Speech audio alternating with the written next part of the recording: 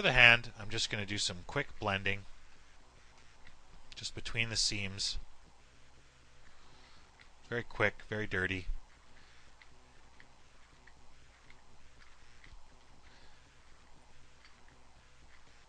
And the blending usually just takes care of itself. I'm actually using a 48% opacity, so these rough strokes that I make aren't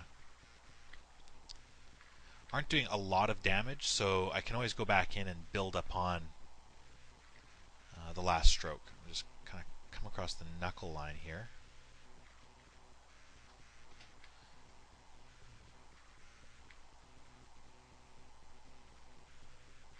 And just blend back in to the palm.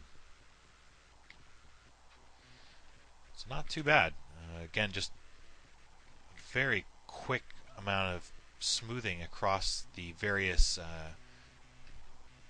articulation points, and we've got a pretty good looking deformation to the hand. Awesome. So when you've actually got a weight map that you like, at some point you probably want to freeze it off. We still have a little bit to go.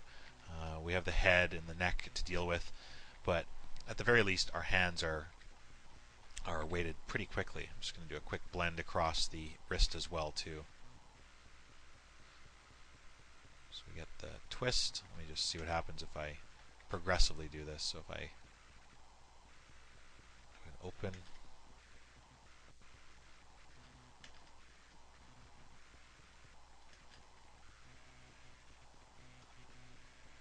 it doesn't look so bad. You can see where we actually start to lose the actual idea of the bones that would be working underneath there, because the geometry is actually just being twisted. There's no supporting deformer here at all. But all in all, that will work for an initial blocking. So this being done, I'm going to finish off with the neck and head. We've already done the shoulders, so this last part should be fairly easy. Just do some very simple blending between the first and second bones of the neck.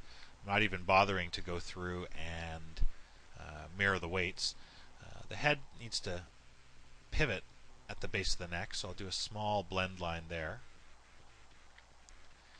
And Malcor's head will move, and this is kind of a strange neck. A lot of flesh in here rather than a human neck, so I'm probably going to want to blend this in quite a ways so the effect isn't too stark when I rotate Malcor's head.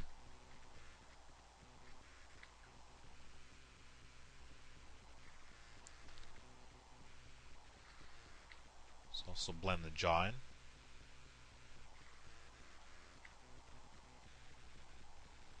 Get to the corners of the mouth. We can fix that a little bit more once we open up the mouth.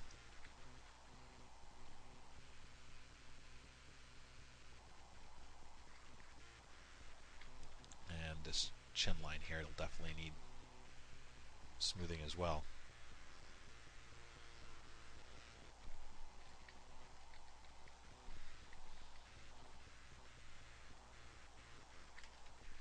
So I'll just work the character here.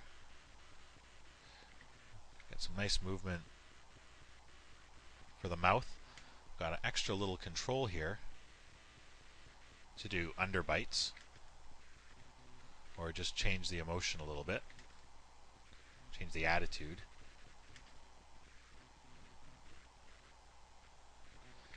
And the neck has two articulation points, as a neck that's this long should. I haven't parented the eyes and the brain in yet, but the deformation looks very nice there.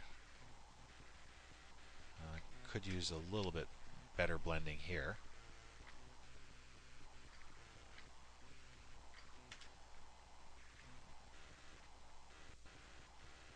There we go. And if I have a look at how the neck swivels on the shoulder, we don't pull the clavicle along with it, and the muscles of the neck are free to rotate with the neck.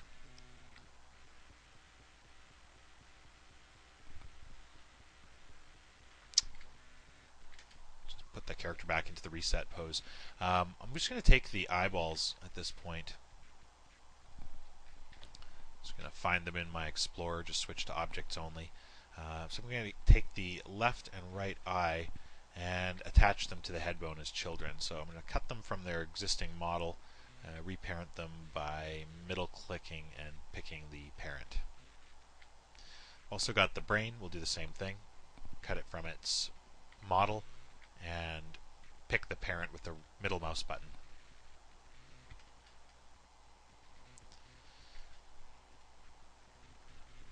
So with the hands and the head and neck out of the way, the eyeballs parented, we're left to deal with the lower torso.